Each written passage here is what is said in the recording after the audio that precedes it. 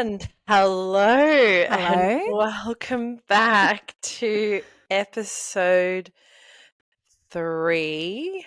I just got some little error message, but that's fine. Of One Idea. So I am feeling more nervous than when you were interviewing me because I feel like I need to do it justice or something. So it's got more pressure on it. But Justice. I'm not sure about that. I was well, wondering actually. Yeah. I think more like draw out what I want to draw out is, Yeah. what Okay. I'm You've got more like. intentional to draw out Yeah. things. Yeah. And I think that there are some things I'm curious about that, like, even though we've known each other for 20 years, we haven't really had this kind of conversation in a long time. And I was actually thinking, so we did an exercise as a friendship group, I don't know, maybe 3 or 4 years ago. Remember when we sat down and we told nice things about everybody? And you and me didn't get the thing. I know. Yeah. That's what I feel like. This is why, maybe, because we would have known a lot more, or I don't know. I just feel like this is it. This is it. This is the equivalent to of fill that. in what that was. We went away with our girlfriends. It was for your birthday? No, it was for your, was it? Yeah, but it was also COVID. So it was like the moment of freedom. And like we had a big group of friends there. Like everyone was kind of there. The whole girl group. And then we thought of doing a task of telling, like, just it for every girl that was there, every woman that was there, to say something that beautiful about that person. Say something about that person specifically. Honestly beautiful. Honestly beautiful. Yeah. Or like give them love or whatever it was specifically. And we went around it took quite some time because there were probably, I don't know, 7 of us or something. There was 7, yeah. Yeah. It took hours, in fact. Hours and hours. And like it was, people were crying and then talking about what that meant to them, or, all of that. And so you and me were the only ones we never got around to. It just never got around to us. No, just because it was also very emotionally draining, I think, for everyone. And you couldn't, and we couldn't actually next one. Yeah, we couldn't actually get to us in that weekend. That's right. And I think, in fact, the 5 before us took 24 hours or something like that. Like, it was a long process. It was quite some time. Yeah. So I have thought about that, and I've thought maybe this is that moment for us, because I am now about to bio you. Oh. So, Gemma Nichols. No S. I know. Oh, okay. Gemma. I was saying Nichols. Like, why did I say Nichols? Oh, okay. Is gorgeously beautiful inside and out. She is an earth mother, and everything she commits to in her life, she does with her complete soul and heart.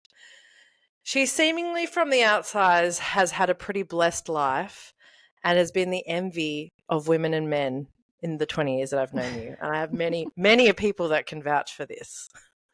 She is a creative and an intellect, and can come up with the most profound ideas, and has the best advice for every situation. And I will go to her without fail for every situation. She is an animal lover, experience haver, and truth seeker. She is the one and only Gemma Nichols. Oh, that's so beautiful. Thank you. And I think I don't know if we just had that off air when I was telling you something and you got emotional. Yeah. You are one of the most emotionally aware and grounded people that I know. Your emotions are right there under the surface. Yeah. Which is something I admire, because it's not there for me. A lot of the times I look at your emotion and think, okay, that's the emotion we're meant to be having. Cool, got it. Because it's just hard for me to reach them. So with that in mind, could you give us a bit of a highlight reel of your life? But why are you that way, and why is emotion so easy for you to access? Okay, well, thanks for the beautiful intro. That's so lovely and interesting. Short answer is it's in my genes. Short answer is and I wouldn't even say emotionally grounded is the words that I would use to describe myself anyway.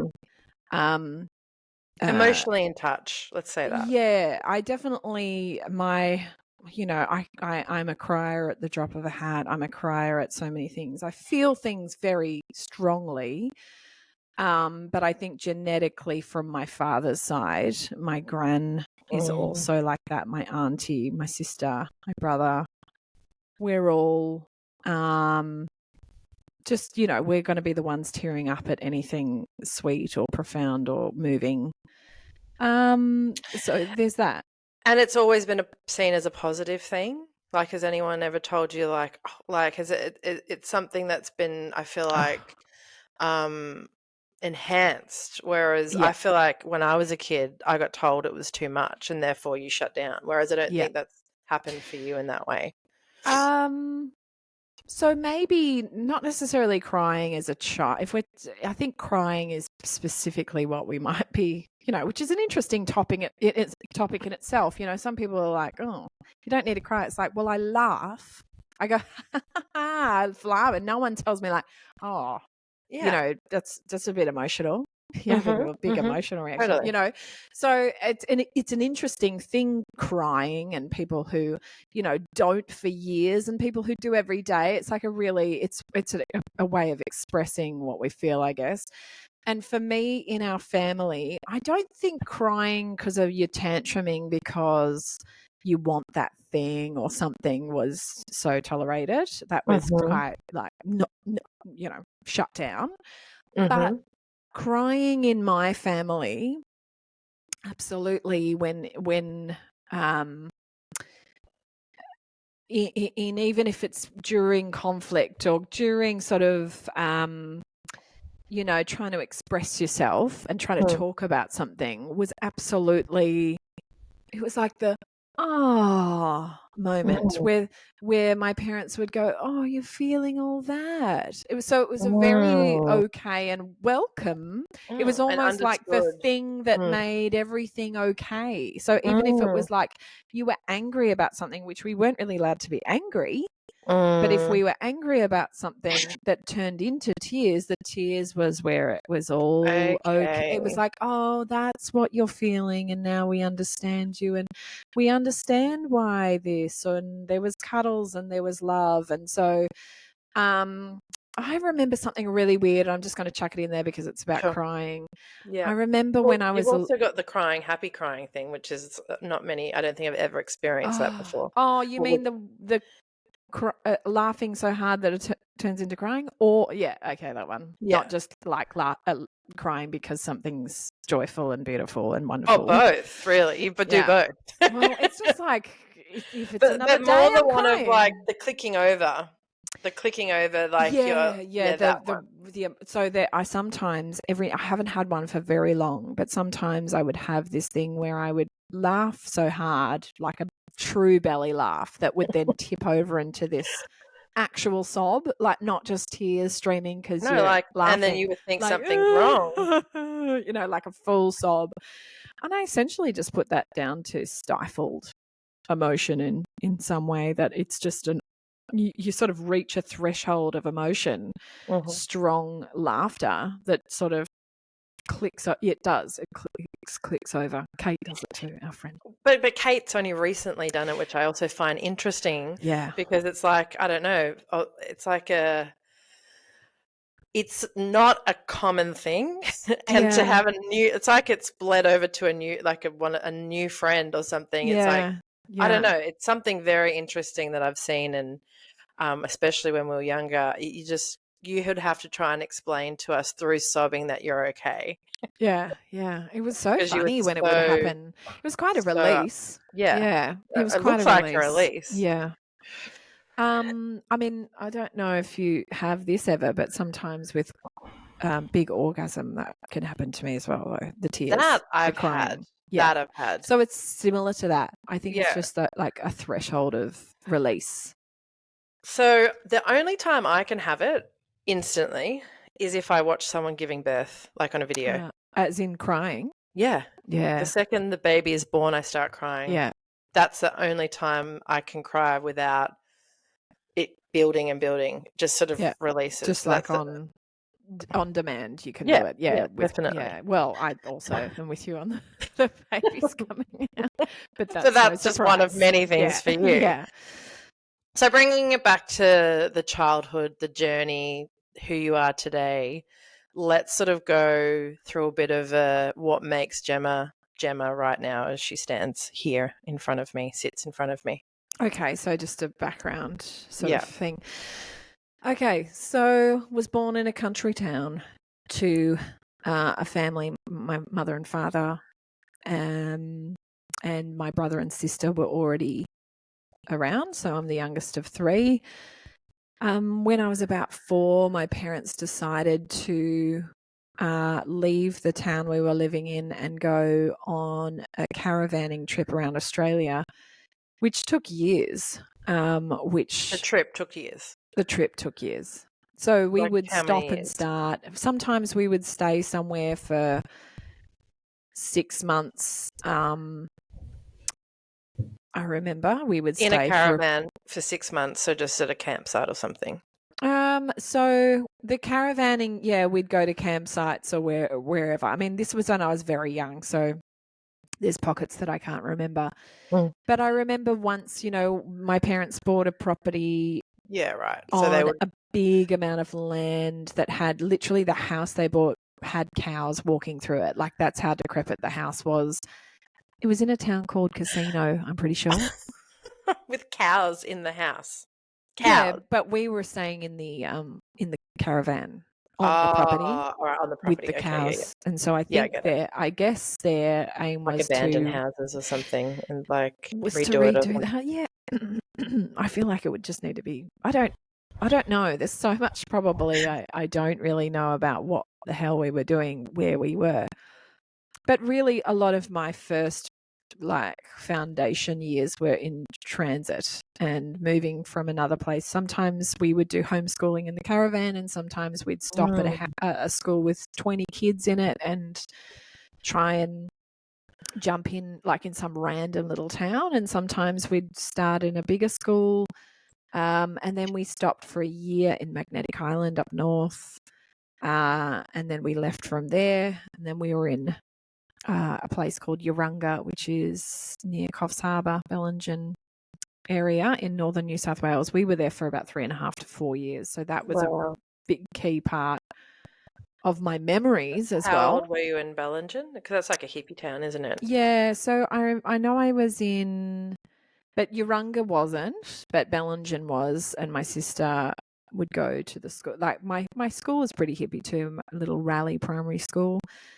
But yeah, I probably left at 6 years old from Magnetic Island. So I left at 4 from Mortlake, this little town, moved along, stayed in it for a year from 5 to 6 in Magnetic Island, moved on from there.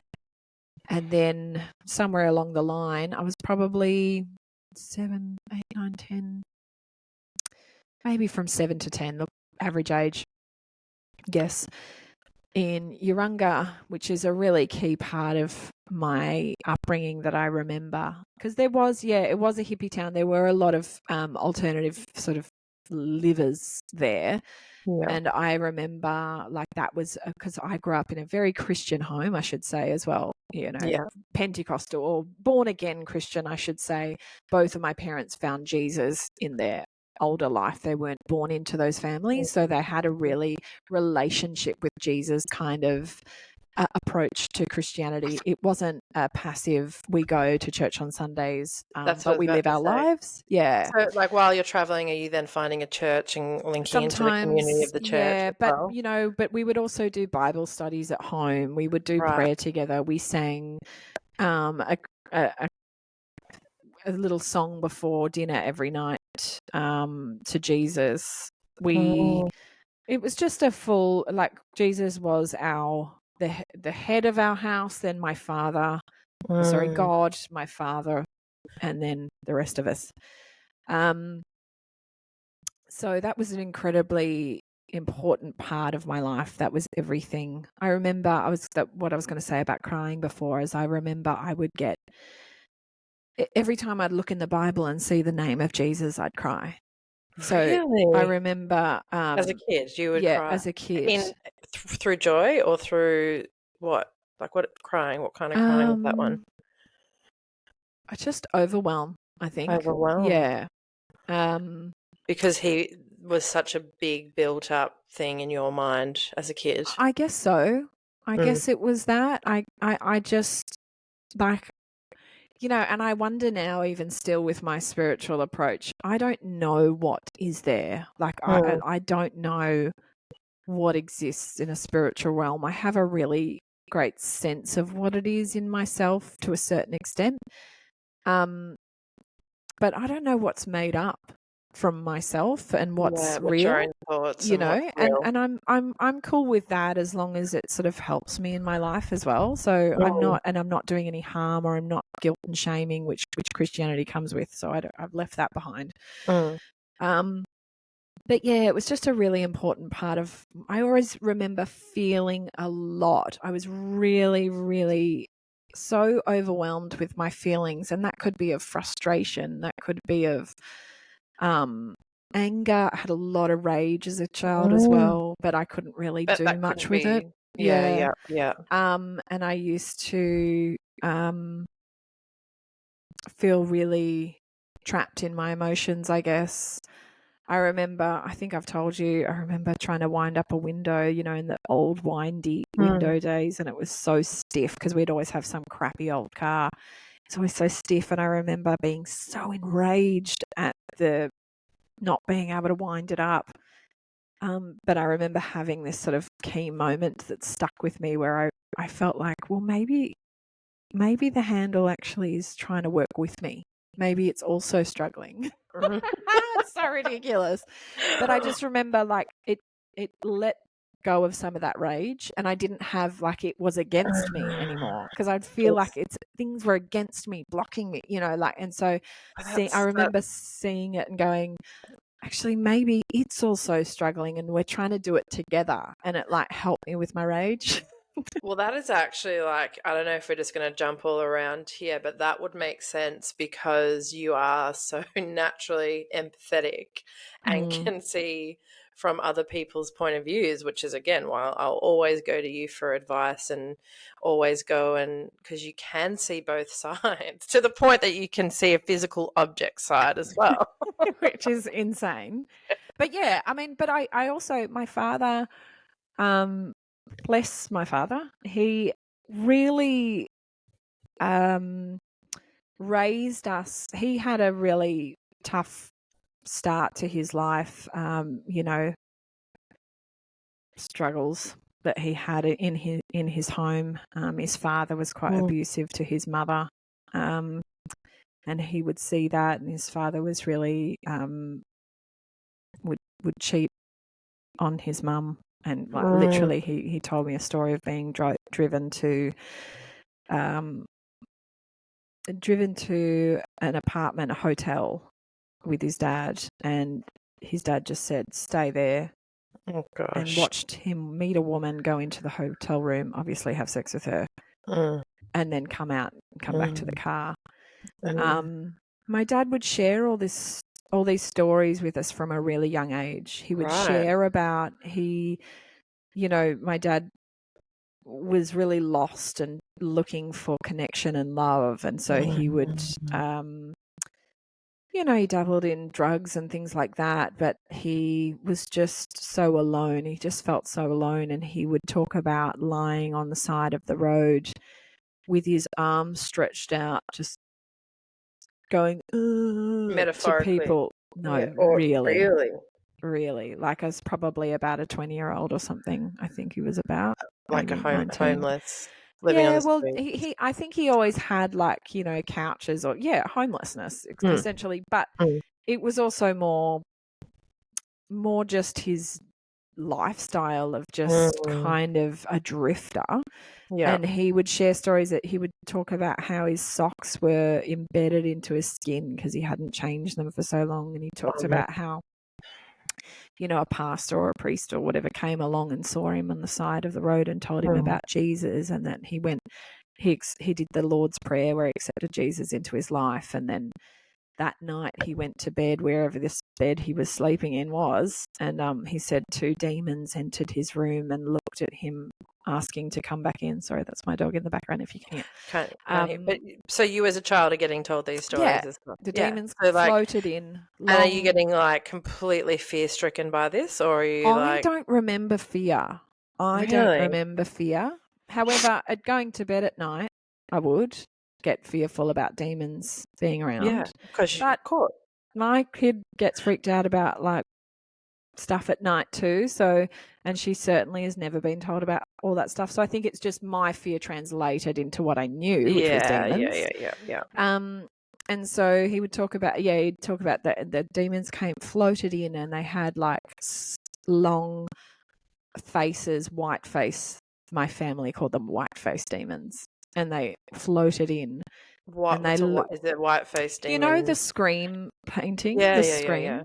Yeah. It's like that kind of image. It's like the Scream mask. Yeah. It's that kind of image that my dad would always refer to, that would float in, but it was black, sort of black. They had long fingers. Like a Dementor kind of thing, but with a white face. I don't know what that is, but in Harry Potter. Okay.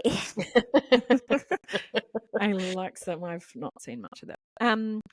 And then they looked at him and they asked to come back in, and then they looked behind Dad, and he felt this glowing warmth behind him, and they looked at it and they scurried out, and they knew that that confirmed Jesus was his savior, who's now saved. And he would just share stories about, he had in Fitzroy and Melbourne, when Mum and him were first married, they had this sort of halfway house that they would take in prostitutes and bikies and drug addicts and things like that, and just give them space to stay and talk to them about Jesus and feed them, and they could just come in and live there. And it's pretty amazing, though. Yeah, it is. He remembers, he would tell us about one guy pulled a knife on him at one stage, but other than that, everyone was pretty appreciative of what they were doing. So I really got exposed a lot to, my dad really valued and would always teach us about what Jesus used to, love the least of you. Give love to the least of you. So that's the people who were suffering the most, the people who were the forgotten, the people who were the dirty, the broken. We really got that. Well, I've certainly took that from all of our conversations around the table, our Bible studies. That was the biggest message I think I always got from my dad, one of the biggest messages. So he had a lot to do with it, but I think essentially whatever is in my bloodline on his side is an access to feeling strong emotions, and that empathy.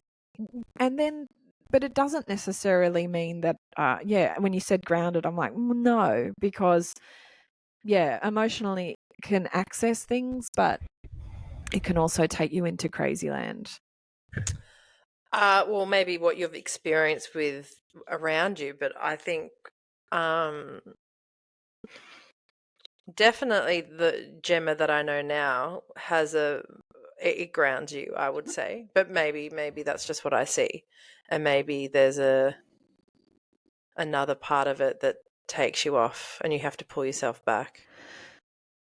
Yeah, well, I think the rage. I used to get really ragey. Sorry about the dog. Look, leave it. I used to find it really, really difficult to control my anger. And also just a sense of, I think there's a level of feeling like sometimes in my life I could tip over into a little bit psychotic. I've never been really there. I've never been really there. But because it's also in my line, a lot of mental health issues, I feel like I can see the path of where it could have gone there many times. And I felt close. What's the rage coming from? Like, what is that represented for you in your childhood? And Like, was it feeling not seen or? A big one is feeling not understood. Yeah. Feeling not understood. I felt so, I was really, really extremely shy as a young girl. Because you were feeling the overwhelm? Like, was that what it was, or? Yeah, overwhelmed, Were you really also changing and intimidated. moving around as well, Yeah, that didn't probably? do good for me. I think for some kids they would thrive. For me, Do you think? I don't know. I don't think that much change, that much moving around. That's pretty it hard. depends, I think, as well on the security of maybe who's guiding you on that journey. Yeah, true. And maybe As well. what you're coming home to at night, or where, that anchoring back. Yeah, that experience and what I don't know. I'm guessing. I just know that for sure. Like, my sister really enjoyed moving around. Apart from when she found some amazing friends as a young teen, she didn't want to go. But she was a bit older though, so maybe it's also like you were in your more formative years through that. I don't know, maybe that played into it, or it's just personality, as you said. I think it's personality. I think it is, because what I was also was a really, I've always been someone who observes rather than does. So I would always look at how kids or people did things, rather and take my time to know where I fit before joining in. I remember being really embarrassed at a very young age about our family's like wealth, or our family's stuff, or house, or furniture, or cars. I had a really, I just always remember feeling like we were poor, and my dad would wear these terrible Ugg boots that always gave me a great deal of embarrassment. Now I couldn't care. I mean, obviously I'm not a child, but I'm just so comfortable with that sort of thing now. I don't get really embarrassed about anything like that. But as a child, I was extremely embarrassed and also guilty for feeling that way. So I wouldn't want to share that, and I would just keep it to myself. Yeah. The rage, I think, was a lot of not being understood, not being able to express my anger, not having any control over my circumstances. I struggled a lot going to different schools and feeling like really, really anxious. I always found little friends, but the whole school environment with authority, I was really intimidated by. So I never felt like I quite could learn freely, because teachers and principals always made me feel extremely intimidated. So I wouldn't put my hand up in class. Just in constant fear. Yeah, fear really led most of my childhood and youth. I just remember a lot of fear. I feel less fearful now in my life, and progressively so. And you're saying not Bellingen, but the place before Bellingen, there was something pivotal that happened there, or something significant? So yeah, because I said we were Christians, and I remember when I was about 9, I was talking, because I was exposed there to kind of hippies and different ways of being, and I wondered why Jesus was the answer, why Jesus I should be a Christian and all of that sort of stuff. And I spoke to my parents about it, and they said, well, why don't you pray about it and see what comes for you? So I did. I prayed before bed to see, and asked, why should I believe in God and not Buddha or in Islam or any of those other religions. And I went to bed that night, and I had a dream where I was in what I would refer to now as the void, and there was an invisible line, and on one side of that invisible line was a really sort of evil sounding voice, yucky and scary, saying, "Come with me," repetitively. And I was on the other side with something or someone else that felt, I always remember describing it, it felt like me, but it wasn't me. Right. And that was with all confidence and no fear, saying, no. That was just the conversation. And for me, as a child, I interpreted that as there are two sides. There's not 100 religions and you can choose any. There's two sides. There's evil and there's the side I'm on, which I'm a Christian. So equals I'm a Christian and that's the only one way. Everything else is Satan, the devil. And now with Gemma's lens now, how do you interpret that dream? I still feel like there's only two sides. But do you think it's Christianity versus... No. I just think that it's love versus the rest. Versus as in, I just think that it's my whole probably philosophy on life comes down to the simplicity of to know ourselves, we've got to know the other. To know what we are, which is, you know, in our terms, love, which is so beyond that, and it's just reduced to that word. I'm talking, you know, universe. You're not talking a relationship. I'm not talking love like romance. I'm talking about the ever breathing, growing experience of love versus knowing the other thing.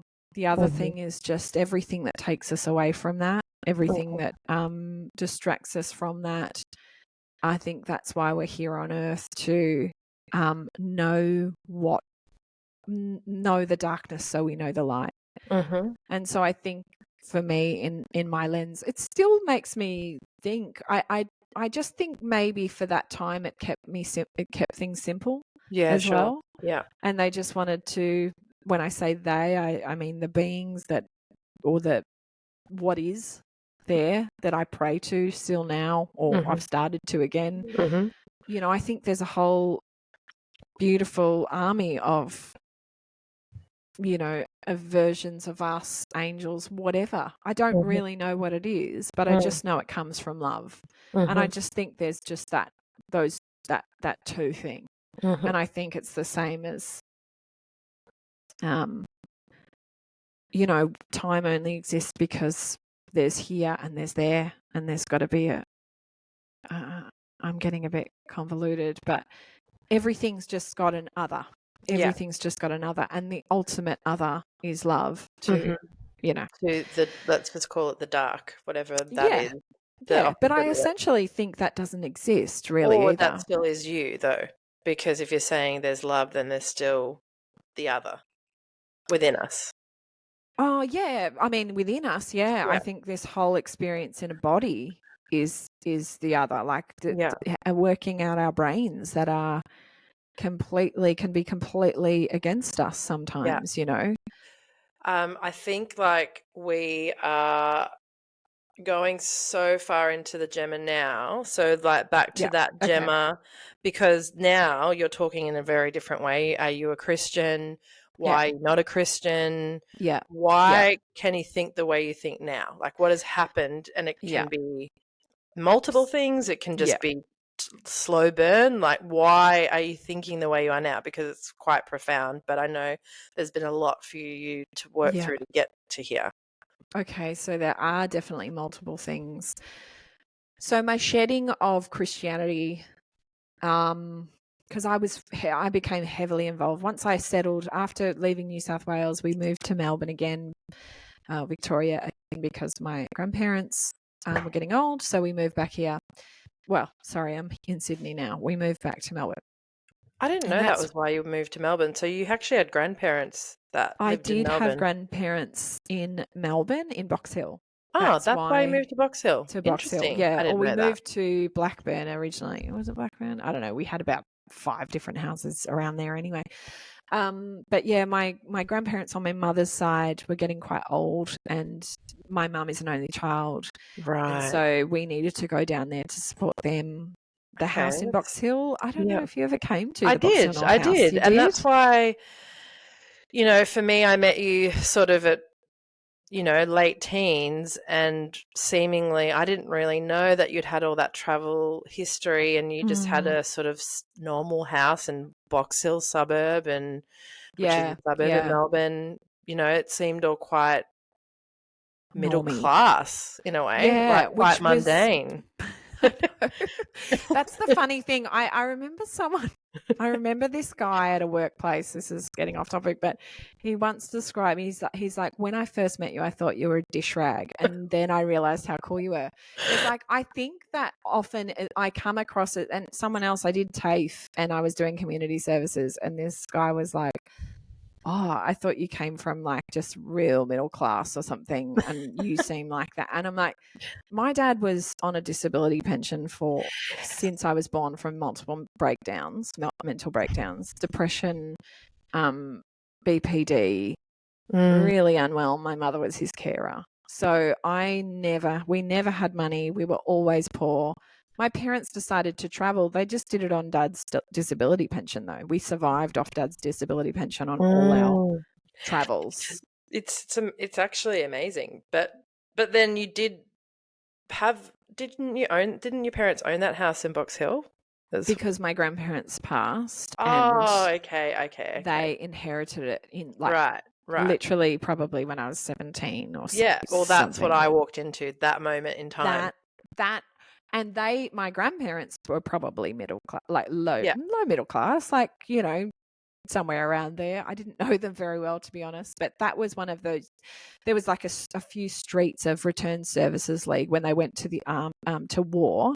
They were gifted sort of cheaper houses, and they all looked the same on the streets. Yeah, it's like a very brick 1950s style house. I remember it, and then it had like a granny flat at the back. Yeah, which my dad had built a bungalow because it was only a 2-bedroom place. And then my brother and my sister had moved by this time because she's 7 years older than me.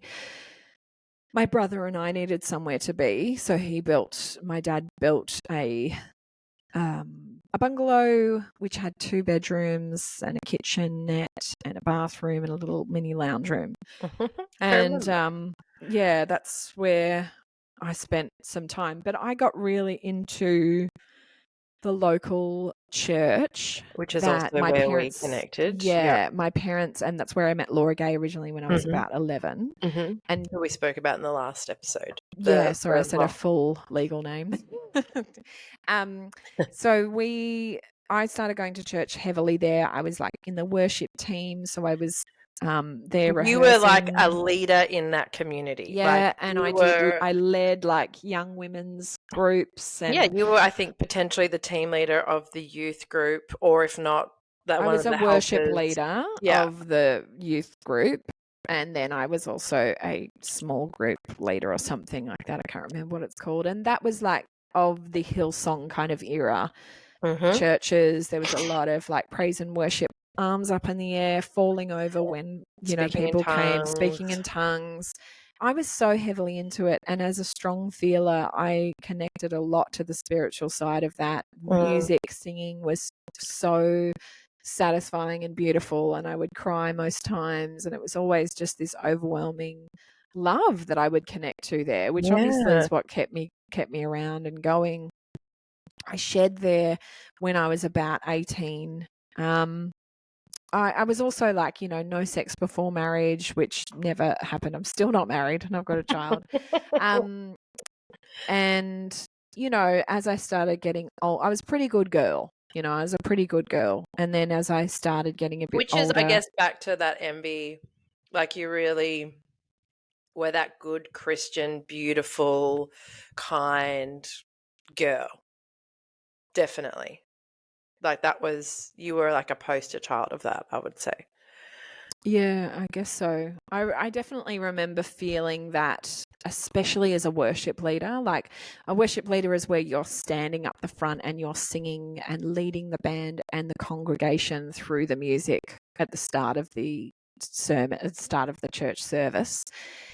And I think, although genuinely I always did love that role, because for me, I really was passionate about praising God, and I was really passionate about my relationship with God, and I really was passionate about leading a group of people through that spiritual experience. Like I genuinely felt that I was doing it. I wasn't so like, I didn't have any like, I'm the star of the show. I really didn't have that. But I also knew that there were women that younger women or women that looked at me and felt a sense of like that I was something, that I was, I definitely felt hang on, that. wasn't also your boyfriend at the time the pastor's son or like something connected to? No, I never did actually, I dated for 2 seconds one of the boys that was one of the pastor's sons. I felt like there was someone, it was someone Sorry, shouldn't say significant. names. Yeah, but that, like, Joe Blow. Um, I felt like he was quite significant. Like you were the poster couple as well, you know. As in, well, his dad was a pastor at another church. Yeah, that's it. Yeah, Yeah. I didn't church, but he was like quite a cheeky. He was lovely. He was quite a cheeky, charismatic young guy. That I, you know, all the girls thought was gorgeous, and so did I. That's what I mean by that. Like, it's you would have been in a movie. You would have been typecasted in a movie. The two of you, I remember. We were very shiny at the time, and like it was genuine. I'm not saying it wasn't. Like that's probably what made it even more. Like, because I know what you genuine. mean. But anyway, I got to sort of one of the main kickers was my sister having a baby, my beautiful niece, and when she was born, my sister allowed me to be at all 3 of her children's births. And when she was born, I looked at her, my niece, and I was so overcome with how much I felt so much love for her that I thought, how does a God who's supposed to love us more than we even know possibly how to love, how could that God ever turn away from us? Ever say, well, you didn't make it. You didn't choose me. Oh, that's so right. Now you go to hell. I've got the rules of Christianity, which is also the thing is why I lost interest. Yeah. Because of the judgment, the wrong and right and good versus evil. So that was the first time you questioned that. That was the main. I probably questioned lots of times before that, but that was a real kicker for me that I thought, I couldn't love you any more than I tried to this beautiful baby. Yeah. And there was you could go and murder 1,000 people, you know, do whatever. And I would still have that love for you because I love you. And I thought that doesn't make any sense to me. It finally sort of something didn't really make strong sense. Other things I'd sort of been able to go, well, you know. Or justify or find a reason. And also because of that moment when I was a child, I'd really hung on to that dream about the void dream. The black and the white, the dark and the good. And and the other thing that I should mention, because it was another point that really held on to God and Jesus for me, was when I don't want to go too much. It's just kind of a story that takes a bit of time, but go for it. It was when I had and I would have told you probably 100 times. Yeah, the bird. It's good because it was one of my things, so go for it. Yeah, it was a time. So in the Pentecostal church, there's people who come and they're prophets, or there's people in the church who have the gift of the prophetic, and they speak words into. They give them words. And so it might be me, Laura, I would get a word from God and then I would speak that to you and I'd say, God's showing me that the decision you're about to make, you really need to look to your heart for this one, because once you do that, you're going to soar and he's going to take you to amazing places. Or it might be that. So they're getting a word like this word like is a psychic, for Gemma, but this word is for Gemma. Yeah. Yeah, or this word is for, I see you over in the crowd with the hat on over there. Yeah. God's telling me that you need to stop spending money too much at this thing. So really it's actually like what we would call a psychic now, but we're trusting, like, is there any training for these people? Like, how do they become what they are? Like, are they just called to be that? Or like, how do some people get the word and some people don't? I would get it.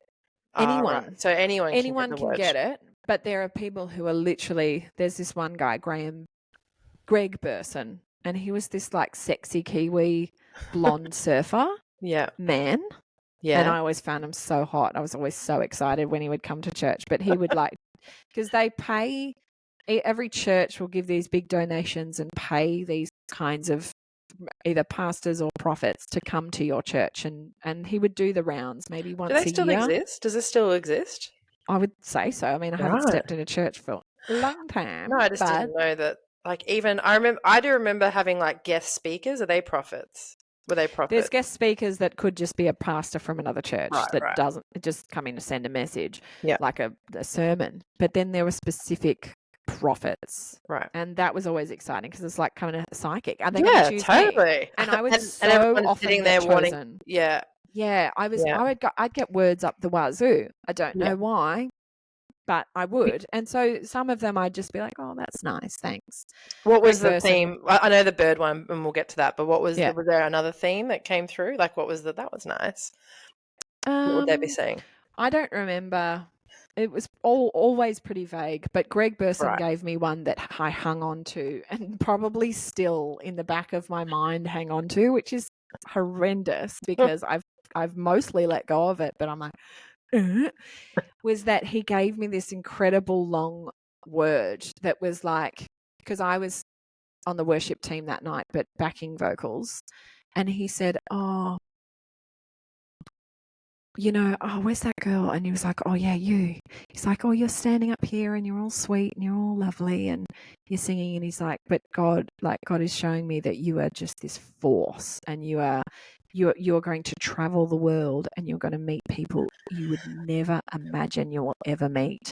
And he's like, you're like a noxious weed. You're going to be at parties, you're going to be places, and you're going to just tear through these places with this. I don't think I remember this word. This is interesting. Yeah, and it was just like this kind of, I will just be this force basically going around. I'll be on stages and I'll be doing all this, I'll be, but I'll just be a force to reckon with. And it was just this really long, I never got the transcript, which I wish I got because I always wanted to pick it apart. And he was like, he said, you won't have a lot of friends. You'll have a small amount of friends, but they will be your ultimate friends, Oh. And at the time you were so proud. You had a lot of friends kind of thing, so you were younger. So I was kind of a person who was friends with most people. Exactly. I mean, I'm sure there were people I wasn't, and I was always close with only 5 people at a time or something. Mm-hmm. But I was never without friends, I was very, very, very lucky in that way. That word was a killer because, but he said, be patient, be patient. So did that hold you back, that word, or was that what did that actually do for you at the time? So it was extremely exciting. I'm always been someone who searches for external validation to soothe my complete feelings of being like a loser, like you were talking last time. Yeah. So I'm always seeking, I still seek external validation to make me feel like I'm not a fucking piece of shit. So I would that would have that would really have filled the hole then. That would have, but it never filled a hole. It was an endless hole. Yeah. And the thing is, I was someone who got daily confirmation, right, and daily validation from external sources, from men and from women. Which again is what I said about your life seemed easy, because there was so much. I really, people would offer me, can you come and sing and do this? I want to record a track. Can you sing? I used to sing. Can you, we want you to be part of the Fringe Festival because we think you're a great actress. Can you do these things? You can be part of it. I had offer after offer, not crazily, but I had little opportunities here and there all the time. I had people telling me how great I was, and I never, ever felt I never believed it. I never took it on as truth. I never could feel the hole. You just ignore it or just laugh it off, or next time, or no, not today. Or oh, thanks. Okay. And then I would just not follow it up. Follow it up. Yeah. I wouldn't do anything about it. I'd find excuses. I'd get out of it. My whole life was, I'm still, I'm a lot better, but fear, this high ego, low self-esteem, my fear was always ever present. I happened to be, so going back to little childhood, being afraid of everything, being afraid of leaving my mum's leg or lap or hand. I felt all the way through. I felt that just in different environments. So I would be at school and I would get comfortable enough after a certain period of time that I could be in the musicals at school and do the lead of the musicals. I could go to church and feel like I could get up and do the worship leading and take charge of that. But at the same time, I had extreme fear of stepping outside of anything that wasn't extremely comfortable. That's interesting because I had that moment with you. I think that was so again, seemingly easy, beautiful, poster child, all of those things. And I remember maybe this was like you were 20, 21 around there when I was like about the driver's license. Oh, because I didn't have it. Yeah. And I was like, so just go get it. And you're like, no. And that was the first time that you and I saw actually I was like, what do you mean? No, just go get it. And you're like, no. And like, you just kicked like it was a defense that came up. But I was so shocked because I'd never had that experience or didn't see you that way. And then I couldn't understand why you couldn't go and get it. I just couldn't understand. Yes, that was terrifying. Yeah, because it was driver's license. Yeah. But I just didn't understand because you on the outside seemed so, life was so easy. Like you said you're up on stage. So how could you be up on stage or how could you be in musicals but then not get your driver's license? Like I couldn't understand it. But it was a significant moment when I saw something different in you. That's fascinating because that is so. That's right. Like, I couldn't. I had crippling things about doing things that were outside of my like I had to be super comfortable. So catching a bus to go meet people, calling a number to book in, like to see the movie times before when you didn't have the internet. I think even the driver's license was about a call as well because you had to make a call. Make a phone call. I couldn't make phone calls. I couldn't. And also what happened was when I left high school, because high school, mum would say, oh, so what do you want to do? And I'd be like, I can just be an actress and a performer and I don't need any study for that. Because I was just terrified of like the real world and I was terrified of, I don't know. So I just went into I go into freeze. I'm not flight, I'm not fright, I'm freeze, whatever it is. Yeah. And so I finished high school and I was a hermit for like the first 6 months. Like I could go and see my friends, but I didn't apply for any universities, TAFEs. I didn't get a job. I'd gotten my first ever job at 14, 9 months or before I was 14, 9 months because I was literally taken to it and said, here is a job for you. You can start on Monday. You don't have to do anything. Yeah. This is where we're done. It was a after school care. And I sort of was just given it. There was nothing I had to do. No audition, no interview. Yeah. And so everything terrified me that was outside of anything that I knew and was comfortable with. And so for 6 months I was a hermit and I would sit at home and I would watch TV all day.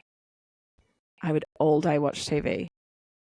And the shame that brought me and the fear that grew in me, I was so embarrassed. Did your parents not say anything? My parents had left. So my parents left when I finished school. They said, we're going. Yeah, they went away for 6 months overseas.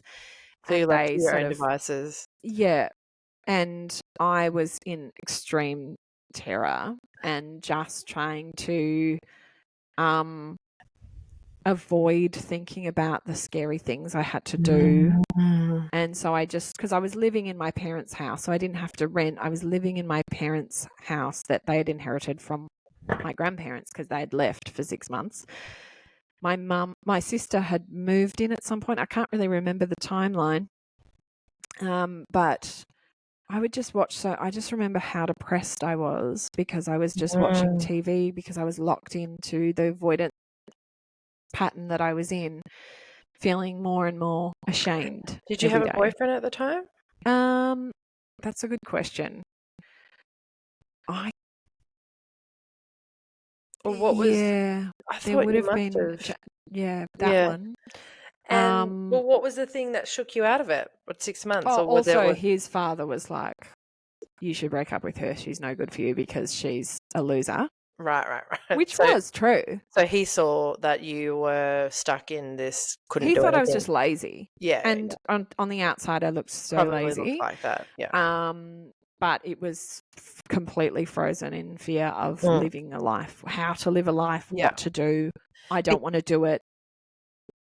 My mum eventually, The fear was the unknown, the failure, the embarrassment, deep shame. Don't know really why. Don't really understand it. I was so all through my high school, because at high school I was fine. But I could see other people doing other things. I could see already that they were doing other things that I couldn't do, catching buses or doing those things. And I was completely frozen. I was always asking God, what's wrong with me? Please, what happened to me? Yeah. Why am I like this? Please help me. Why am I like this? Fix it, fix it, fix it. Because I was so embarrassed. And I masked it really, really well. Because I was so deeply ashamed of what was going on for me inside. No one understood it. No one knew about it because I just didn't let anyone see it. I realised later on that's called anxiety. Yeah. But we didn't grow up with, in our generation and the ones before, any awareness of those kinds of things. And look, whether it would have helped me, maybe it would have helped me start off differently if I had awareness of it, if I had really great support or helpful psychology around it. But essentially I found a way through. It was not till much later. I was forced into things like my mum drove me to do a job interview. Obviously she was back by this time. My sister worked at the call centre that I was going to do a job interview, and I had a full-blown... My anxiety attacks looked like a big tantrum. It was screaming at my mother to stop the car, scratching to try and open the doors and her locking them. And we're talking like a 19, 20-year-old. I'm talking about a 19, 20-year-old. Yeah. Just like really like a crazy... That's part of the crazy. But that's not something I've seen as a friend, you know, like... Yeah, because I'm never forced... if I had my friends around, I could be very confident.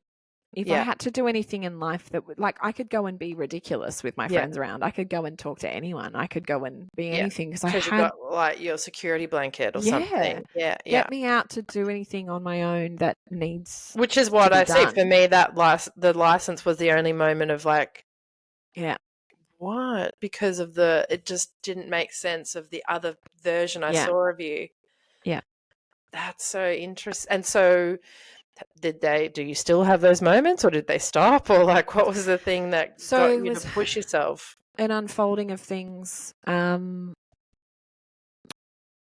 was forced into the job. Well, I did my interview for the call centre. By force. Yeah. That the HR person told my sister, oh, she's one of the best interviews we've ever done. And because I have it in me. But it's the fear, right? It's like you are your only. I mean, which is of course everything is you are the only thing blocking. You're the only. Yeah. And then I started that job, which was hilariously. I'm still to this day 100% a dunce in like directions and figuring out. And that was giving directions, wasn't it? Or that was like Yeah. So I can't get from A to B without looking in my maps every time. Like Google Maps has saved my life. I still can't. I will never. Hang on, what was that? It was like you would call up for timetables. I worked for Metlink and V-Line at the time in Melbourne, and it was when you wanted before the internet. I would like to go from Morty Alec to 145 Smith Street, Brunswick. That's amazing. I didn't even... Now I'm like, that's an amazing service that doesn't exist now. Yeah. Well, you got the journey planner. You just put it in the internet. But you don't have a call centre sitting there. No. And I had a Melway, a massive map on my desk, literally a massive map of Melbourne. and the train, bus, and tram timetables. And you would just figure it out for them. And people would call me. I mean, they'd call like, what time is the next Lilydale train coming? And that was an easy call. I go 3 p.m. But when those calls came up, I would sweat bullets. I'd go, do you mind just holding for one moment? Hold. And then I'd just be slam my arms down, sweating. Okay, so it's there. And then they're going to go over there. And I would just be looking through the Melway. Where's that street? Just okay, so and then I have to get in yourself. I was terrified. I lost so much weight working there because I couldn't eat because I was so stressed. I was like literally extremely thin because of how constantly stressed. Like Lisa would see me on my lunch break and I couldn't talk to her because she'd be like, it's fine. And I'd be like, I just need to get back to it. I'll just wait for my time to finish. And then I got to be one of the best, they would listen into your calls, right? Because they would audit the managers would listen in and judge your calling and go, you did shit, you did good, whatever. Yeah. And first they were like, oh, she's really fucking freaking out. But then after a bit of time, of course, when I got comfortable, they were like, oh, she was actually really good. I think they thought I was a bimbo, a really big bimbo, because I'd wear like cute little outfits too, yes. With my rad skinny body that I had at the time. And then I remember one guy kind of going, oh, you're really good at this, and then he'd get me to do all the training, and then I'd learn, I'm not so fucking incapable. My biggest fear, I guess, was just this real big feeling I'm incapable. And so, I don't know what I'm doing. And then I slowly learnt that I know what I'm doing. Cut to a couple of years after that. So I got a bit more comfortable. I'd got another job at a different call center and worked my way up to doing another job at that place. And then, in fact, they were like, any job you want to do in this business, you can do it. You want to go to HR? You want to go to working in marketing? What do you want to do, Gemma? And I was like, I don't want to do anything in this fucking office, actually. Like, I have nothing calls me here. But I could have taken that opportunity to be like, yeah, I'll learn how to be a marketing person. Yeah, you could have done real. They would have given you, I know which job it is now. They would have given you any opportunity because, again, on the outside, you present as this like intelligent, capable go-getter. Yeah, I was great with I got into it at the second call center. I got into this job where I was working with franchisees, and they really thought I was great at that and working with the franchisees. And then I would do little programs for when they first came, and then one of the managers was like, where do you want to go, and we'll develop you to getting those qualifications and doing whatever you want. And then I just fizzled out, and it was quite an embarrassing kind of leaving of that job because they'd been really kind to me, and I was kind of like backing out because I don't want to work in an office. I never have. No. But I also learned about the brain. There was just a pivotal moment. I was now with my current partner. So it was very early on, and I was watching a video on some documentary, and it was talking about the brain, and it was talking about brain pathways and how the more you it wasn't What the Bleep. Was it What the Bleep? It could have been. It could have been because it was one of that those was a very significant. Things. That was a very significant video, I think it was, for me as well. Yeah, it was one of those, I think. Yeah. And it was just like literally looking at an image of the brain, and it had the pathways getting stronger and stronger. It's like a highway, it's like a thick metal chain versus a flimsy, thin piece of dental floss or whatever. And the more you think a certain way, the stronger the pattern gets, the stronger that pathway gets. And for some reason that clicked for me to go, well, I don't need to figure out what's wrong with me. Why did I get here? What trauma did I have? I just now, whatever happened, my brain's doing that. My brain's going, well, it's a really thick pathway. And I just have to interrupt that pathway with the opposite thought. So I just started doing that. I started essentially exposure therapy. I started, I auditioned for doing an acting class to get back into doing stuff like that. And I kept doing those things. And then like everything, like the jobs, I started realizing, actually, no, you can do this. You're not a complete piece of shit that doesn't know how to do anything. Oh no, you can do this. And so I just started realizing I'm actually, once I get in there, I actually feel quite capable. Like I feel like I can then help other people as well. Well, because I think once you're comfortable, you can very easily master it and teach it, which is obviously what's happened in the past. So that kind of is the fear journey and the breaking that path. We haven't finished the spiritual journey. Yeah, which kind of ties in actually talking about what the bleep. But so my niece being born was one thing. The church in general, I had a meeting with my youth pastor at the time, and sort of my family was moving to Lakes Entrance, which is a beach town in Victoria.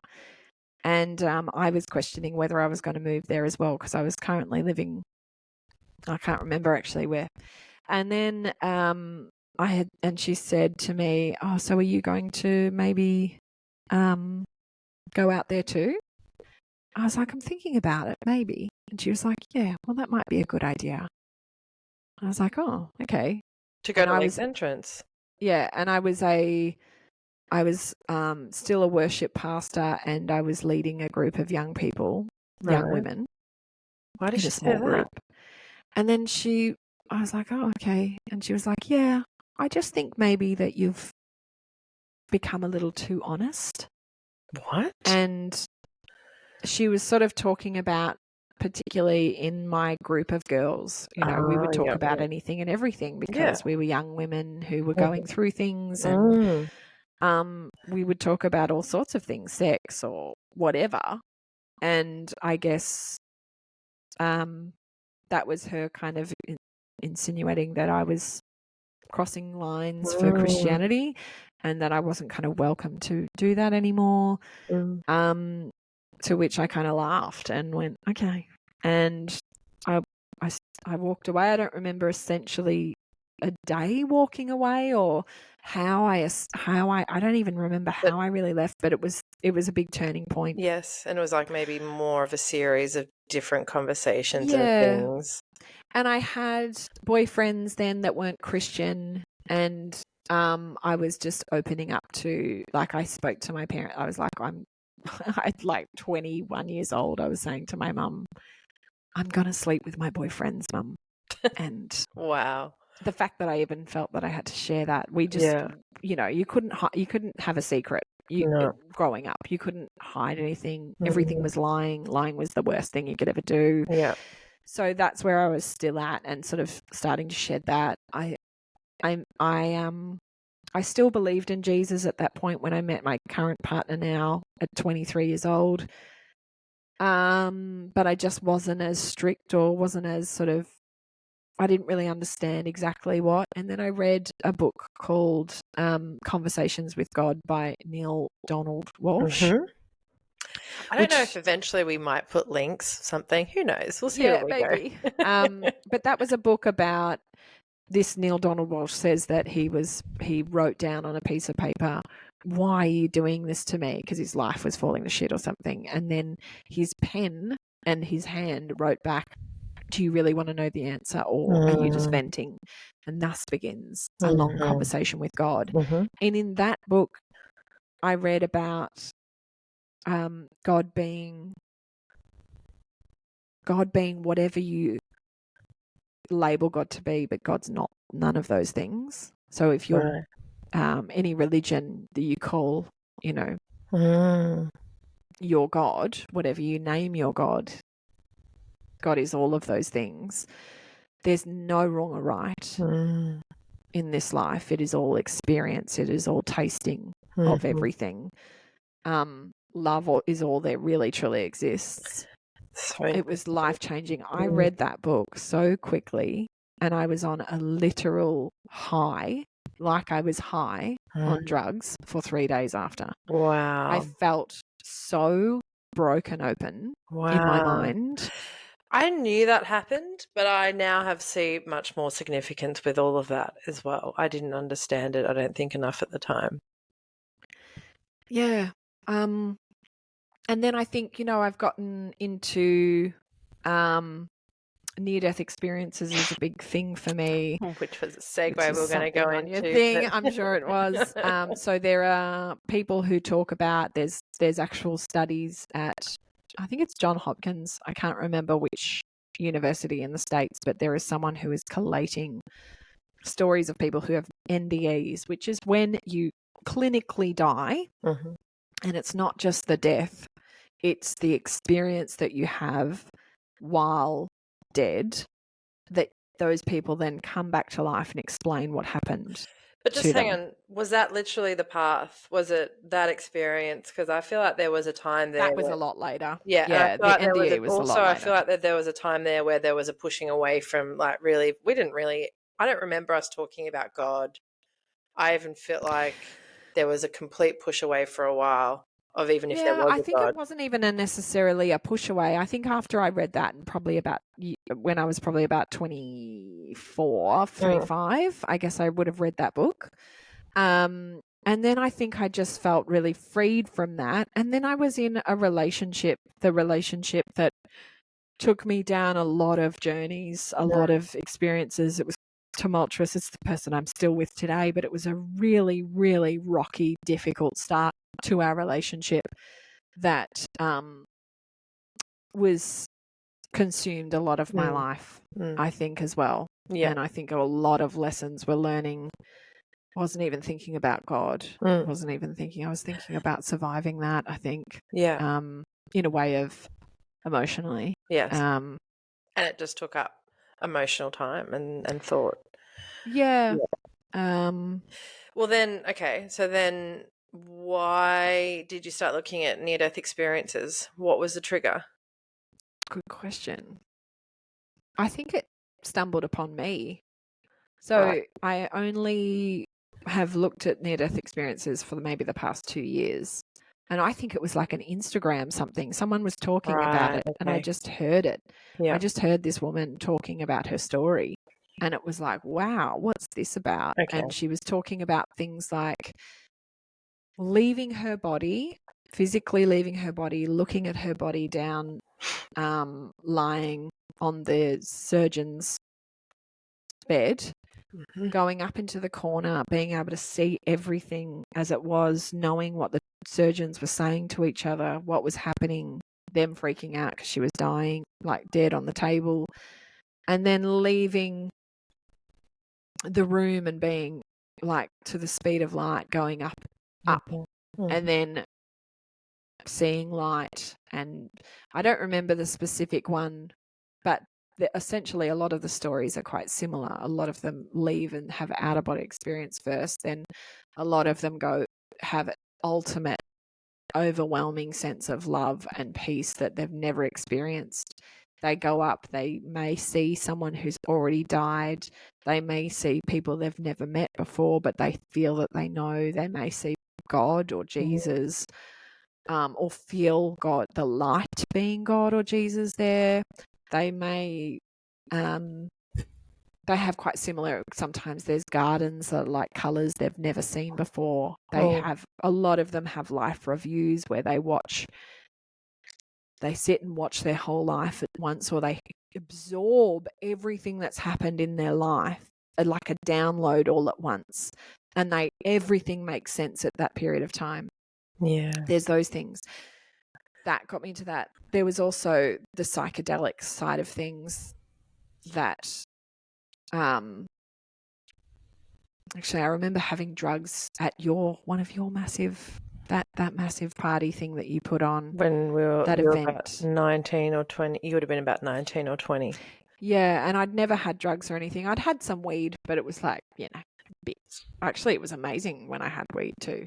But I had this experience. I had, what do we have? We had ecstasy and ice. And been everything. And weed. Yeah. Could have been a concoction. And I really fell apart. I was a complete mess on the toilet floor. But at the time, I remember God was there with me saying, this is why I want you. I still don't know what that means. It was probably just a full drug moment, but I felt a huge peace at that time. And then I've also had a couple of one magic mushroom experience and experiences on ecstasy where I've felt overwhelmed with like insight, download of information, insight into my life, into the people in my life. And I actually find that there's maybe some correlation between those experiences and NDEs in a way for me. And would that now be why? So now flash to today and current Gemma. Where is spirituality sitting with you and God? So I often feel like it's a them. I think, there's a part of me that thinks that connects to, often the people in NDEs talk about their family members or people that they don't know but they feel they've known, who know their whole journey. They know what they've been going through on earth. And I feel that there's that for me there as well. And I feel that that's with me. I find it still hard to connect to who that is or what that is or where they are. But I have that sense. And so for me now, what I'm currently learning about is prayer, because I think that prayer, although I left behind a lot I really associated prayer with Jesus and God very much so. So prayer for me felt like really religious and weird up until probably 5 months ago, honestly. And then something essentially as well, it's the connecting to the inside, connecting to the inner knowledge that I'm actually here with everything that I need to know and that I can access that, but it's hard to access that. I think I'm learning personally at the moment as well about that dedication to a bit more ritual, a bit more that if I do pray, and a lot of that prayer is around gratitude, a lot of the prayer is around get me out of the way and let love be the thing that dictates my day or how I treat people. I still come back to what my dad talked about and loving the least of those around you. I think that is still something that is really important for me. In showing strangers that I don't know, a bit of sharing love with strangers, I think is extremely impactful. Then I've got one question for you that might kind of summarize this. Okay. Before I go into the two final questions, then what are the values from your life that you live by today? One of the biggest ones is humor for me. It really is, because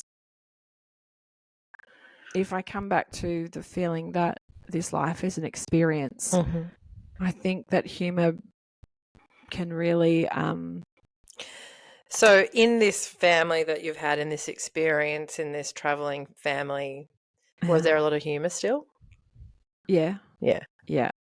Definitely. I also learned, I think humor is a great equalizer and also breaks tension. For sure. I think it makes you have to not see yourself so seriously and so fucking what a drainer. Like, just have a laugh. Like, honestly, life is a lot of shit, a lot of shit. And I think to be able to, in my relationship, that is it's both of our biggest values. For sure. That's... Yeah. And I think it brings you closer to love when you're able to laugh and let go of the attachment to these important things that you think you are or you think you've got going on. Obviously love, but I think that's too overarching. Connection is a value that I have in connecting with, in true connection with the people that are around you, and it doesn't have to be. I think mostly what's important is the people who are directly in front of you on a day where you are right now, who's in front of you, and how are you treating them and how are you connecting with them? Because you can be the most biggest fucking savior of people over in some far land, but how are you treating the people who are directly in front of you? So true. And I think that's the ultimate test for me. When I come back to it, if I'm looking at my meaning and my purpose, well, how am I fucking treating the people I live with in my house? Do I have resentment built up there? That's where I start. How am I treating myself? I don't think you can sort of.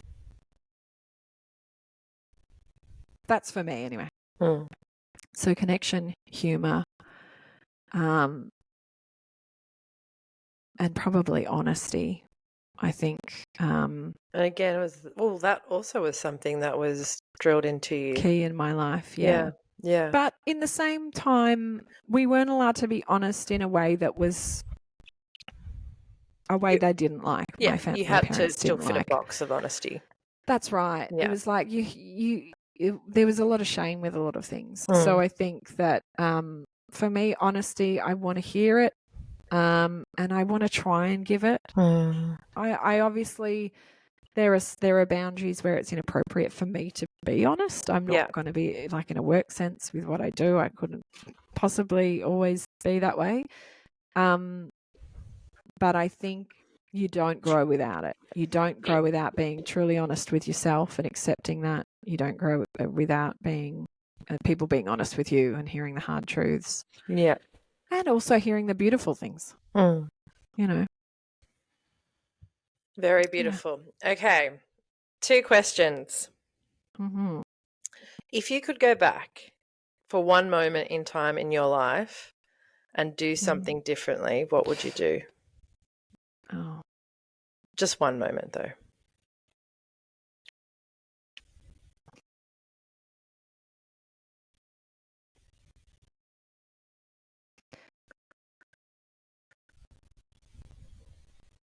I don't know why that one's tearing me up. Well, we obviously know I tear up. I couldn't have this whole session without a tear from me. That would be very fucking accurate to my description earlier. I think it's just where I've chosen to be nasty to someone who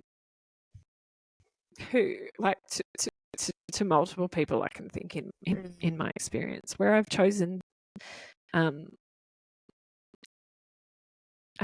where I've let my ego, selfishness, hurt or fear, jealousy, lead me to be unloving and unkind to people who really don't deserve it or don't need it, or no one does. But in particular, the loved ones for you. Yeah. That's beautiful. This one kind of segues out of it, though, but what are we here on Earth? What are we here for? What is the point of all of this? Well, I think probably what I was saying before, for me, I feel that it is to understand what the other is, to know that we actually are love, that we're all connected, we're love, that's all we are. And we're here to just understand what the dark is, to know the light, to taste it. And I think that we come again multiple times in my view. So it's... We come again. I don't know if you've said that much. What do you mean we come again? Like return to So reincarnate. Yeah, but it's not necessarily like in the Buddhist sort of like evolving from an ant to a supreme being. It's just to experience a different experience, to get a walk in another person's shoes, to literally walk in another person's shoes. Because I think we're all getting that opportunity to walk in each other's shoes and to come back and do it. I mean, that might not be limited to planets and different, I don't know, but I believe we do come. We can choose to come back here. Yeah. And that is, I guess, summarizing what we're doing this podcast for. to live other people's experiences. That's right. So thank you for your honesty, for your answers, for your truth. I don't know what I've just said for the past. Well, I think we haven't actually gone and sat down about the spirituality journey for you really ever. I don't think from start to finish. So I think. I mean, there's so much. Like you can just keep going. I mean, there's so many things. I've got so many other paths to go down, but we can do a part 2. I mean, yeah, and also, I don't know. I'm done. My brain is now shutting off. But also, I think then, like, this made sense for the 2 areas that I wanted to focus on. But if I'd gone into other areas, it would have been contrastingly different, I think. Okay. Interesting. Yeah. How do you feel about, have you thought more about yours last week and like where? Yeah, so I think we spoke, we debriefed, and yeah, like obviously my main thought was around me sort of, the curiosity I had within my dance profession. So that one was the only part that I was like, I just don't know if I'm ready. But obviously I said it anyway. But I think that hasn't really been a spoken thing as well. So it's sort of like, well, not that I'm aware of anyway, and I think other than that, like I haven't listened back to it because I just know what's going to happen. Yeah. But I did enjoy the conversation. And again, I think it went in different ways and it's never going to go the way you think. Not that I had a and I feel like as well, like I've just gone from like over here to there to there, and then it reminds you of something else. I'm like, did any of that even make sense? Is probably what I'm also. Yeah. Or did what did I even cover? But I'm the same. Like we went in random places too. Yeah. But I don't like that's the whole point. I think we're just trying to give a taste to whoever would listen to us of where we've come from, and a little bit of why we're going to, I guess, look at the particular interviewees, or why we're going to bring certain people on because of our history and our upbringing and the things that interest us and the things that have made our journey the way they are. And I think we've given a taste of that already. And as I said, part 2 can always happen. Or if we ever feel we want to go back and do this one again, we can. Yeah. Okay. Love you. Thank you for that. Thank you. Bye. Bye.